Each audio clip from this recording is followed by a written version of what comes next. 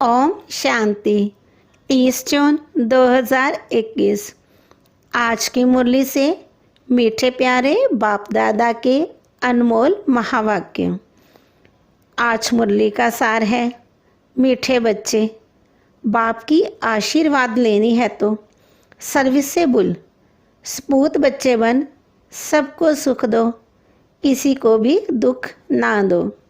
प्रश्न है, धर्मराज की सजाओं से छूटने के लिए किन ईश्वरीय नियमों पर ध्यान देना है?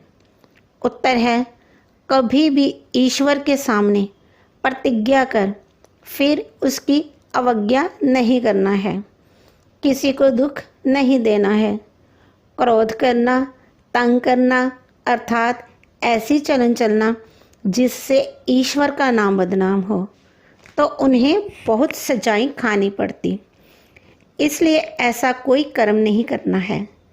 माया के कितने भी तूफान आए, बीमारी उथल खाए, लेकिन राइट रॉन्ग की बुद्धि से जजमेंट कर रॉन्ग कर्म से सदा बचे रहना। गीत है, कौन आया मेरे मन के द्वारे। ओम शांति। ये किसने कहा? ओम शांति, बाप और दादा। यह तो बच्चों को जरूर निश्चय होगा कि हमारा पारलौकिक बाप है। परम पिता परमात्मा शिव और ये ब्रह्मा सब बच्चों का अलौकिक बाप है।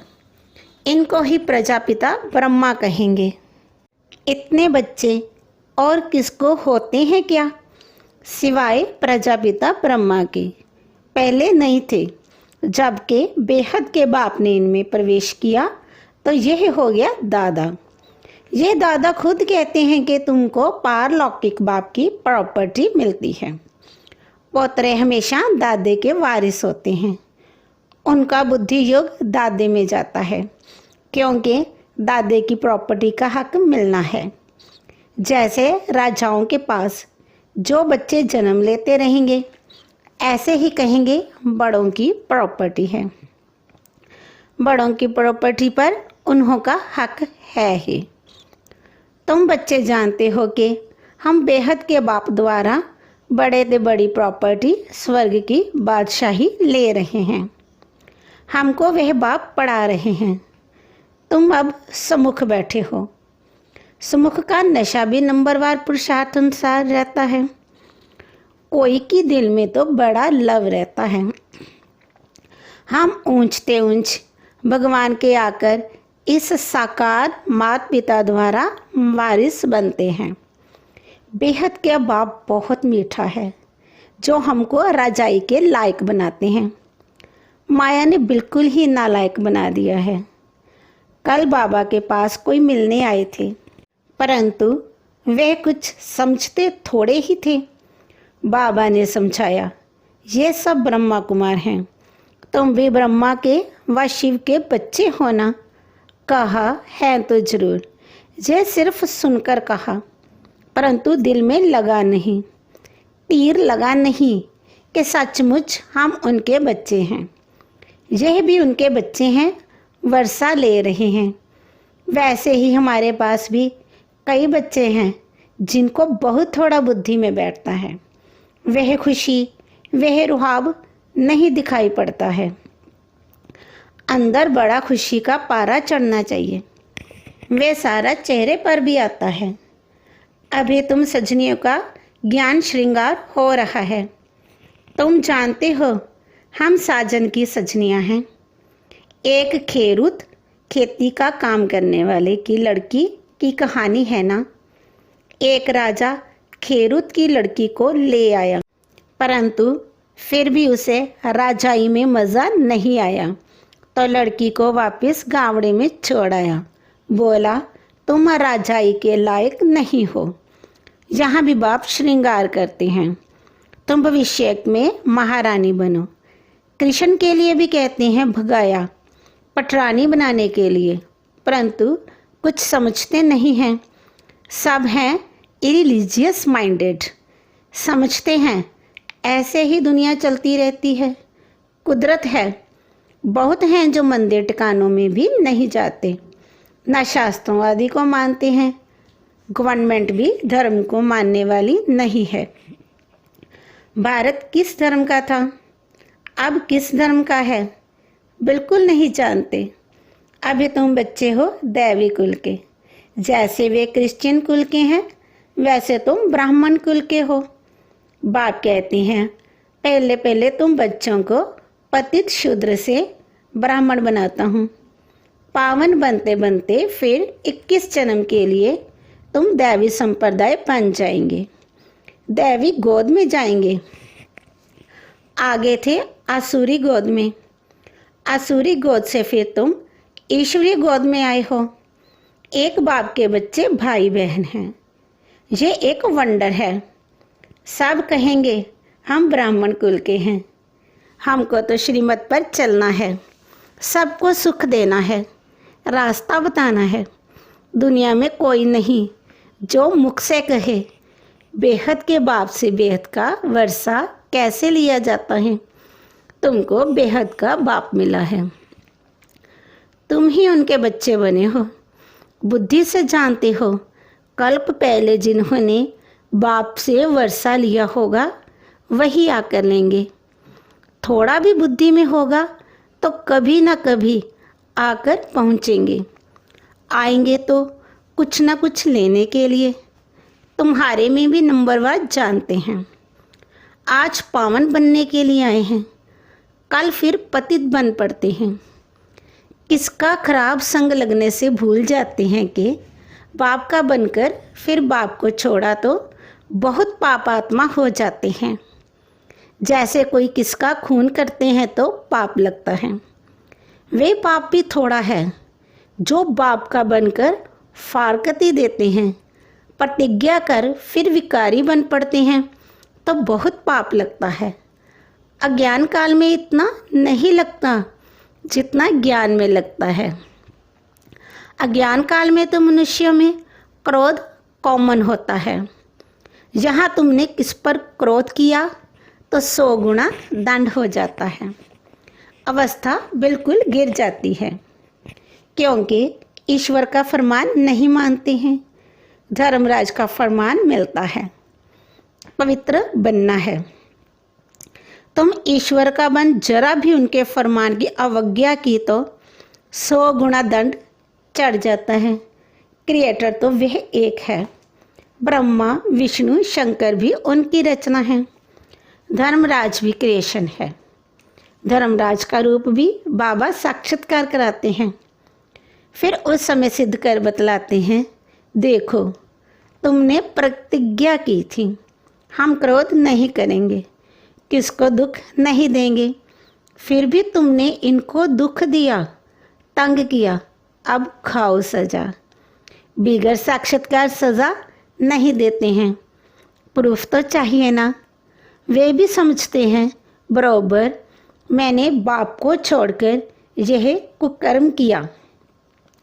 बदनामी कराने से फिर बहुतों पर आफत आ जाती है।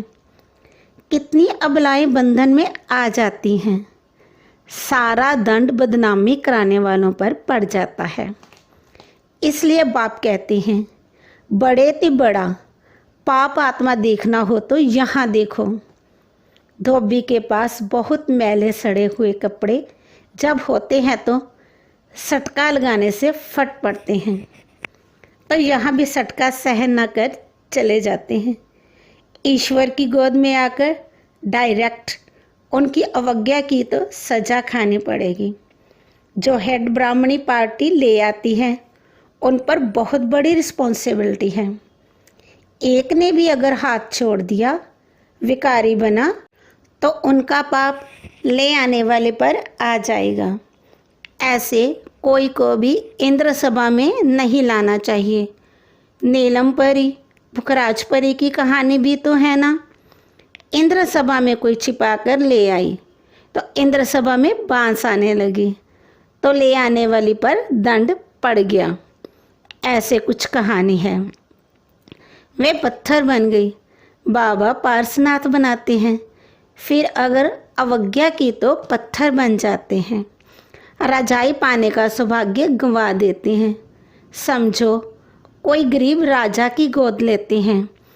अगर नालायक बन पड़ा और राजा निकाल देवे तो क्या होगा? फिर कंगाल के कंगाल बन पड़ेंगे। यहाँ भी ऐसे है, फिर बहुत दुख महसूस होगा। इसलिए बाप कह देते हैं कभी भी कोई अवज्ञा नहीं करना।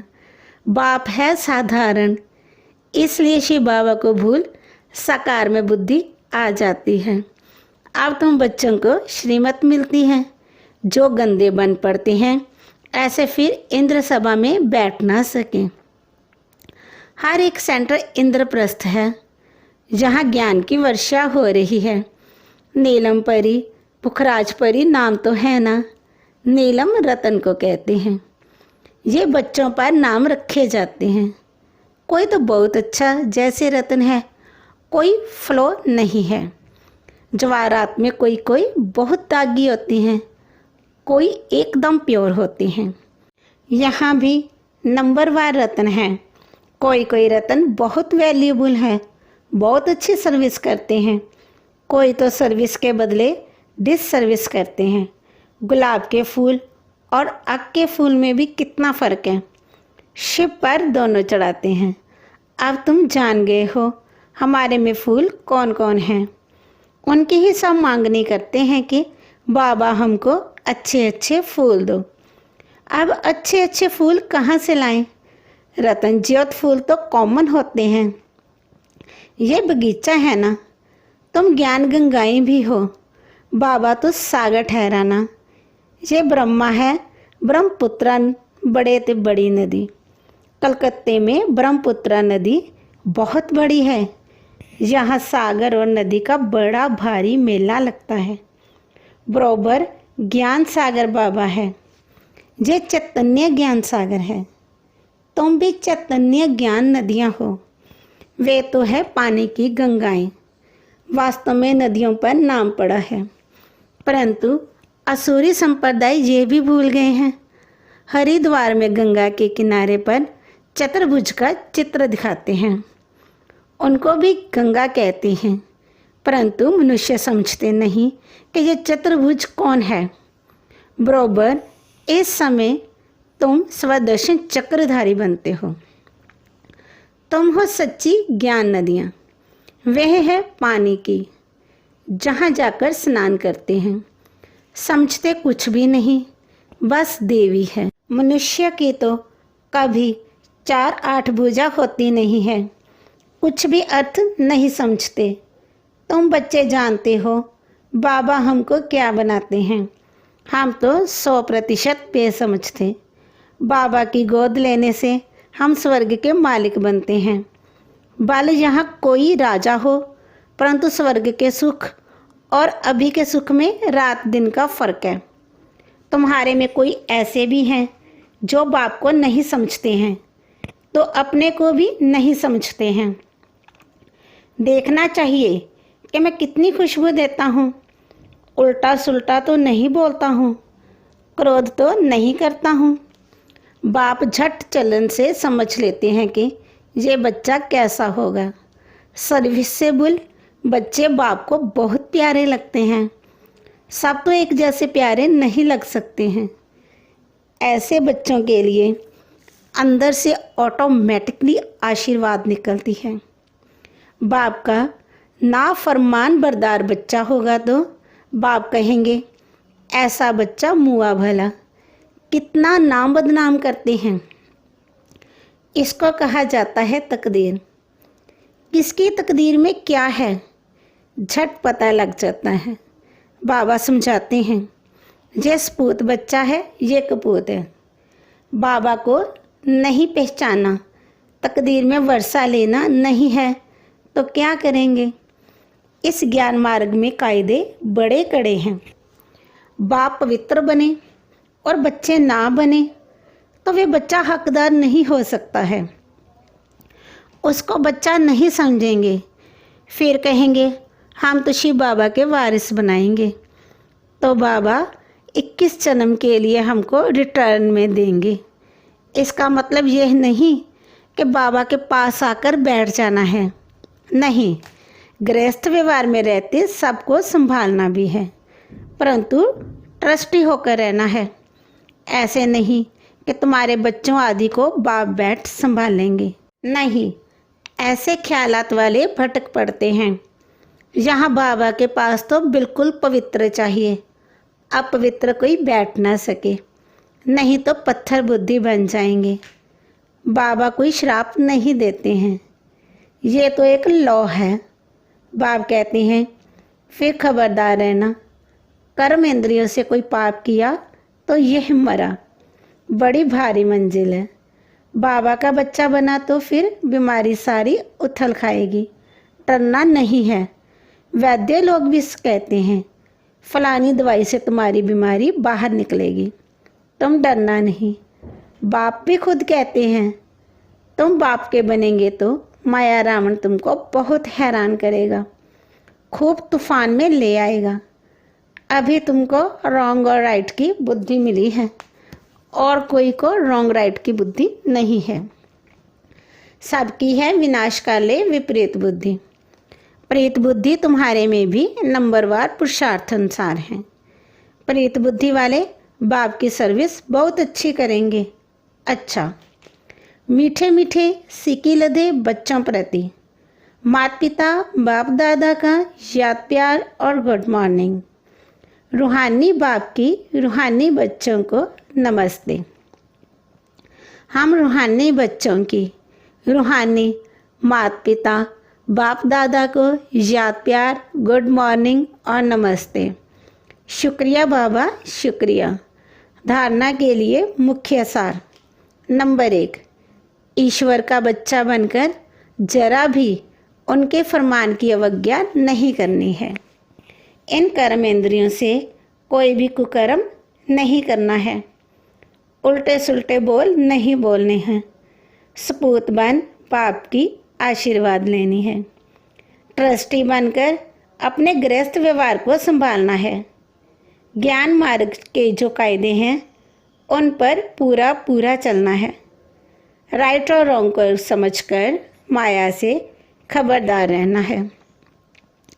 वरदान है संपूर्ण स्टेज और स्टेटस की स्मृति से सदा ऊंच कर्तव्य करने वाले बाप समान भव। सदैव यह स्मृति में रहे कि मैं हर समय, हर सेकंड, हर कर्म करते हुए स्टेज पर हूँ, तो हर कर्म पर अटेंशन रहने से संपूर्ण स्टेज के नज़दीक आ जाएंगे। साथ साथ वर्तमान और भविष्य स्टेटस की स्मृति रहने से हर कर्म श्रेष्ठ होगा। यही 2 स्मृतियाँ बाप समान बना देंगी। समानता में आने से 1-2 के मन के संकल्पों को सहज ही कैच कर लेंगे। इसके लिए सिर्फ संकल्पों पर कंट्रोलिंग पावर चाहिए। अपने संकल्पों की मिक्सचरिटी ना हो। स्लोगन है ईर्ष्या और अप्राप्ति का कारण इच्छाएं हैं। जहाँ सर्व प्राप्तियाँ हैं वहाँ प्रसन्नता है। ओम शांति।